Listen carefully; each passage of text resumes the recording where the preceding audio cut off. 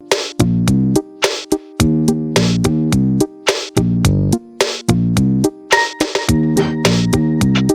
cricketers and Giant League. Welcome to Cricket's new video. My name is Rishabh Khanna. And हम लोगों को आजकल recently काफी messages, काफी डीएम्स, इवन कमेंट्स आ रहे हैं रिगार्डिंग स्ट्रेंथ एंड फिटनेस करने की.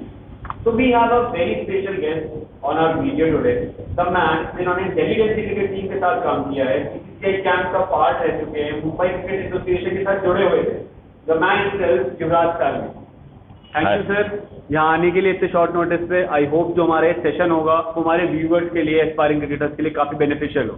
Thank you Rishit. मुझे भी काफ़ी सवाल आते हैं लड़कों से, पर मैं उनको पर्सनली हेल्प नहीं कर पाता. तो मैं इस प्लेटफॉर्म को यूज़ करना चाहता हूँ कि मैं उन तक अपनी बात पहुँचा सकूँ. और आपको मैं चाहूँगा कि आपको और सवाल आए ऐसे, ताकि हम इन पे और वीडियोस बनाएं, अलग अलग सीरीज बनाएं. और हर किसी का एक जो सवाल होता है दिमाग में ग्रास रूट क्रिकेटर का, वो सबके हम सवाल को जवाब दे पाए और अच्छे से हम लोग उनको प्रिपेयर कर पाए उनके करियर में. तो आज हम लोग के साथ स्वप्निल भी है. ये बेसिकली सर्विसेज टीम के रणजी के ट्रेनर है और काफ़ी साल से ये भी इस फील्ड में लगे हुए. तो ये आज हम लोग को डेमोन्स्ट्रेट करने में हेल्प करेंगे सारी एक्सरसाइजेस. प्रैक्टिकली काफ़ी अच्छे वर्कआउट करते रहते हैं, आप देख ही सकते हो. तो वही है. तो विदाउट वेस्टिंग फर्दर टाइम हमारे पास काफी इंटरेस्टिंग क्वेश्चन है और सर काफी इंटरेस्टिंग आंसर्स के साथ रेडी है. तो let's get Ron. Very interesting question, जो हमारे बहुत इंटरेस्टिंग क्वेश्चन है और सर बहुत इंटरेस्टिंग आंसर्स लेके आए हैं. तो without wasting further time I will straight forward आज द फर्स्ट क्वेश्चन. सर तो हम आजकल देख रहे हैं कि एक 22 साल का लड़का है जो 146 से 148 उसकी एवरेज स्पीड है आईपीएल में, 153 154 वो ऐसे ही टच कर देता है. उमरान मलिक. तो सर अगर मैं एक यंग बॉलर, एक यंग टीनेजर हूँ और मुझे अपनी आर्म स्पीड इंप्रूव करनी है, मुझे ग्रोथ करनी है, स्पीड बढ़ानी है, तो कौन सी ऐसी ड्रिल्स हैं, कौन सी ऐसी एक्सरसाइजेज हैं जो बेनिफिट कर सकते हैं? तो ओवरऑल देखो, इसके अंदर 2-3 चीज़ें आती है. सबसे पहले तो जो एक डिफरेंस आता है बॉलिंग टाइप में. तो एक बॉलर आपका नी डोमिनेंट बॉलर जिसे कहते हैं, जो रोटेशन में वर्क करता है, जैसे लसित मलिंगा हो गया, शॉन टेट हो गया, या आप कोई मिक्स्ड एक्शन भी देखोगे कि जैसे वो रोटेट तो कर रहा है पर साथ में उसका रनअप भी अच्छा है, वो फिनिश भी अच्छा करता है, ऐसा भी होता है. बाकी हिप डोमिनेंट बॉलर्स में आपको अच्छा एग्जांपल देने जाओ तो मोहम्मद शामी है हमारे पास. तो उनका रनअप इतना अच्छा है, रिदम इतना अच्छा है कि आपको लगेगा नहीं उनको देख के कि वो बॉल इतनी तेज जा रही है उनके हाथ से. पर वही है, ये काफ़ी 2-3 चीज़ें इंपॉर्टेंट होती है जब हम क्लासीफाई करते हैं, बॉलर्स के बारे में जानते हैं. और फिर इनको जानने के बाद में हम इसके हिसाब से एक्सरसाइज डिसाइड करते हैं. आज जो हम लोग एक्सरसाइज करेंगे वो दोनों के लिए अच्छी है. तो उसमें कोई ये नहीं है कि अगर आप हिप डोमिनेंट हो तो ये मत करो, या नी डोमिनेंट हो तो वो मत करो. तो ये एक्सरसाइज सभी के लिए है और सभी को इसे थोड़े टाइम करने के बाद में इनके फायदे मिलेंगे. ऋषित, हम लोग बेसिकली आज कभी भी आप कोई भी बॉलिंग एक्टिविटी, बैटिंग कुछ भी करते हो, तो इट इज़ इम्पोर्टेंट कि आप ऐसे ड्रिल्स परफॉर्म करो जो आपको उसके लिए प्रिपेयर करें एज अ मोबिलिटी. तो अगर आप बॉलिंग करने भी जाओ या फिर आप ट्रेनिंग भी करो, अगर आप बॉलर और आप ट्रेनिंग कर रहे हो, तो आपको ये 2-3 चीज़ें करनी चाहिए. तो हम पहले उससे शुरू करेंगे. हाँ, और फिर उसके बाद हम लोग स्ट्रेंथ एक्सरसाइजेस और पावर एक्सरसाइज देखेंगे कि कैसे वो हेल्प कर सकते हैं. तो सबसे पहला है इनका बैंड से पास थ्रूज करेंगे. आप लोग देखो कि कैसा है. तो इसमें जैसे ध्यान देना है कि इनका जो एल्बो है वो स्ट्रेट है, वो बेंड नहीं हो रहा है. तो बराबर वो शोल्डर का जॉइंट में उसको मोबिलाइज करने में हेल्प करेगा. दूसरा चीज़ है कि उसका नेक भी स्टेबल है, तो it is not moving back and forward. ये कॉमन एरर होता है कि एथलीट्स बहुत बार जैसे पीछे लेने जाते तो नेक आगे की तरफ आ जाती है, पीछे. So this is a good exercise to start off as a mobility drill before this is ये अल्टरनेटिव है उसका. तो अगर आपके पास वैसा सेटअप नहीं है, अगर आप मैनेज नहीं कर पा रहे हो उस दिन जिम जाना, ये जैसे कोविड में लॉकडाउन हो गया, ऐसी कोई सिचुएशन है, तो आपकी एक्सरसाइज नहीं रुकेगी, यू कर सकते हो. सर जैसे मैं सुनता हूँ कि हर एक्सरसाइज को एक लिमिट में करना चाहिए जी. तो ये एक्सरसाइज हम रोज कर सकते हैं या ओकेजनली या ऑल्टरनेटिवली? इसको अगर आप जैसे एक ही सेट करने वाले हो कि जैसे 2-4 रेप करने हैं सिर्फ, कि बस 2-4 बार मैंने कर लिया और मैं बॉलिंग डालने गया, दैट इज फाइन. लेकिन आप इसको जैसे 20 बार, 30 बार, 40 बार ऐसे नहीं करना है, थोड़ा थोड़ा. हाँ, एक लिमिट तक करना है. मैं बोलूँगा हफ्ते में 2 बार करो, 2 सेट होते हैं, 10-10 हर पैर पे। ओके, तो ये हम लोग का फर्स्ट एक्सरसाइज है। अगर आप जैसे इसकी मूवमेंट भी देखो तो इसके अंदर आपको लगेगा कि ये बॉलिंग को मिमिक कर रहा है, तो बॉलिंग की तरह आपको लगेगी। जैसे हम लोग जो एक्शन के साथ आ रहे हैं, और हमको इसमें दूसरी चीज ये है कि बॉडी वेट को आगे की तरफ धकेलना है, जो हम लोग बोलते हैं कि go with the ball, ball के साथ आपकी बॉडी लगनी चाहिए।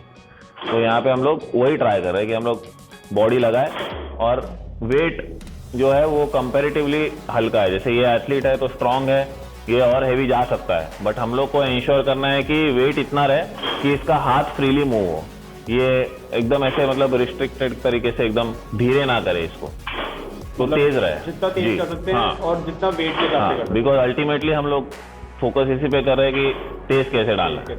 तो हमको ये भी इंश्योर करना है कि जो आर्म स्पीड हो, जैसे हम लोग बैटिंग में बैट स्पीड की बात करते हैं, तो वो अच्छी रहे। ये एक्सरसाइज, तो ये हम लोग का सेकंड एक्सरसाइज है। जैसे वहां पे हमारा फोकस था कि कैसे आर्म स्पीड आपकी लगे बॉल के ऊपर और बॉडी जाए उसके साथ। यहाँ पे हम लोग फोकस कर रहे हैं ब्रेसिंग पे। ब्रेसिंग मतलब जैसे आप फास्ट बॉलर्स को देखोगे उनका पैर ऐसे होता है सीधा, व्हेन दे आर मतलब जब वो बॉल डाल रहे हैं तो उस समय ये पैर एकदम सीधा होता है। तो हम लोग बेसिकली उस मूवमेंट को स्ट्रेंथन करने की कोशिश कर रहे हैं, क्योंकि काफी फास्ट बॉलर्स में ये होता है कि ये पैर कोलैप्स हो जाता है, कोलैप्स होता है, तो उसकी वजह से क्या होता है, उनकी जो स्पीड है उस पर इफेक्ट पड़ता है।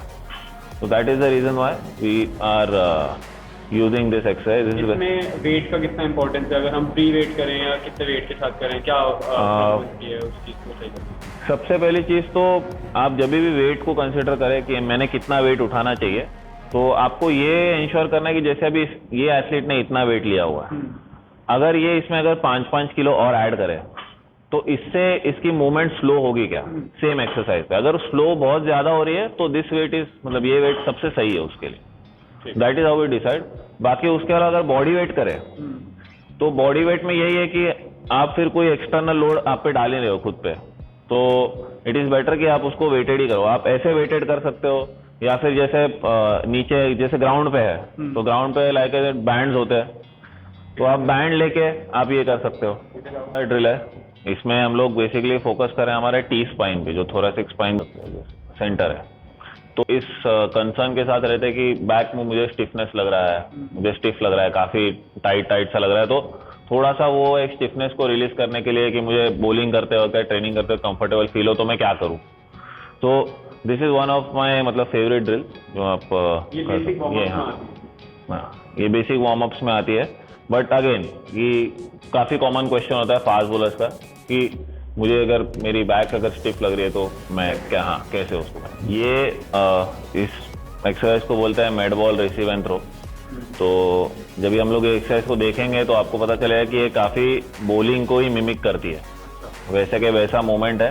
बस हम लोग जो बॉल होगा वो काफी हैवी है कंपेयर टू हम लोग जो नॉर्मल क्रिकेट बॉल यूज कर रहे हैं, और हम लोग उसको कैच दोनों हाथ से करेंगे because it is a heavier ball, तो एक हाथ से वो हो नहीं पाएगा। तो भी हम लोग देखते हैं कैसे करना है इस ड्रिल को। तो ये ड्रिल है med ball receive and throw, तो काफी मिमिक होती है ये ड्रिल एक्चुअल बॉलिंग से, बस इसमें फर्क इतना है कि हम लोग हेवियर बॉल यूज कर रहे हैं। और हम लोग कोई भी हैवी ऑब्जेक्ट इसलिए यूज करते हैं कि कोई भी भारी चीज इसलिए यूज करते हैं ताकि जब भी हम उसके साथ में ट्रेनिंग करें तो हमको जो हल्की चीज है वो और हल्की लगे।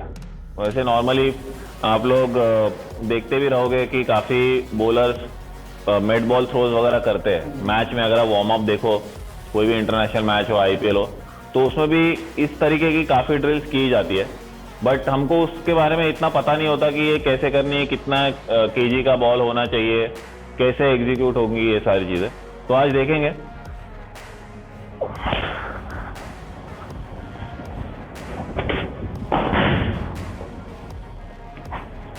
जैसे कि आपने एक्सरसाइज बेसिकली शोल्डर के लिए, शोल्डर को शोल्डर करने के लिए, जी शोल्डर के लिए तो है ही है, साथ में आपका जो वेट ट्रांसफर है या आपका फोर्स ट्रांसफर है कि आपकी बॉडी बॉल के साथ में आगे जाए, ट्रैवल करे, तो वही आपका जो आप पीछे से जो रनअप से फोर्स जनरेट करते हो, जिस तेजी से आप भाग के आते हो, तो वो बॉल पे ट्रांसफर हो, क्योंकि वही एक मेन फैक्टर है जो कि फास्टेस्ट बॉलर्स को और बाकियों को अलग करता है। ये हमारा थर्ड एक्सरसाइज फिट करने की कोशिश कर रहे हैं, ठीक है, क्योंकि जो हम लोग ड्रिल कर रहे हैं it is more of a rotational throw. Rotational मतलब हम लोग थोड़ा सा टर्न करेंगे बॉडी को, तो उसमें क्या है कि हमारे जो ओब्लिक्स है वो वर्क करते हैं, दैट इज द रीजन।